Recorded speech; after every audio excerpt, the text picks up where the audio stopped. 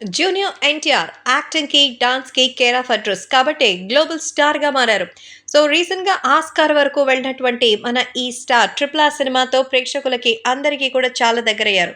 So కేవలం మన ఇండియాలోను ముఖ్యంగా సౌత్ ఇండియాలోనే కాకుండా నార్త్ లోను, జపాన్ లోను, రష్యా, మలేషియా ఇంకా యుఎస్ లాంటి పలు దేశాల్లో సైతం విపరీతమైన ఫ్యాన్ బేస్ సంపాదించుకున్నారు తారక్. సో నెక్స్ట్ చేయబోతున్నటువంటి సినిమా దేవరా.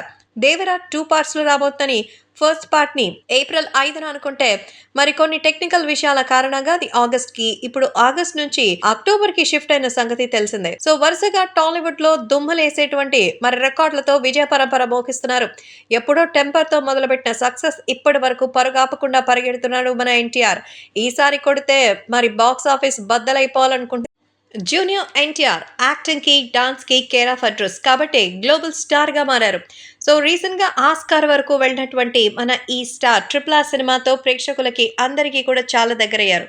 సో కేవలం మన ఇండియాలోను ముఖ్యంగా సౌత్ ఇండియాలోనే కాకుండా నార్త్ లోను, జపాన్ లోను, రష్యా, మలేషియా ఇంకా యుఎస్ లాంటి పలు దేశాల్లో సైతం విపరీతమైన ఫ్యాన్ బేస్ సంపాదించుకున్నారు తారక్. సో నెక్స్ట్ చేయబోతున్నటువంటి cinema Devara.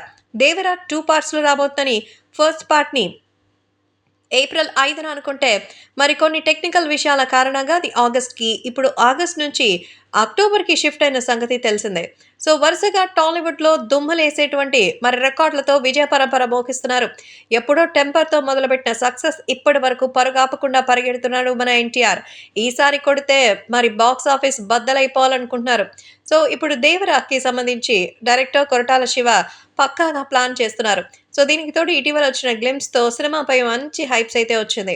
High voltage action సినిమాగా వస్తున్న ఈ సినిమాని 2 పార్ట్లుగా తీయబోతున్నారు. అక్టోబర్ 10న దసరా సందర్భంగా వస్తున్నానంటూ ఎన్టీఆర్ స్వయంగా అనౌన్స్ చేశారు. దేవరా మూవీ ఫస్ట్ పోస్టర్ తోనే ఇటీవల డిఫరెంట్ లుక్ లో అయితే కనిపించారు. సో డ్యూయల్ రోల్ చేస్తున్నట్టుగా అయితే మనకు తెలుస్తోంది. తాజాగా మరో న్యూస్ వచ్చింది. ఇందులో తారక్ ఏకంగా త్రిపాత్ర అభినయమట. మూడో పాత్ర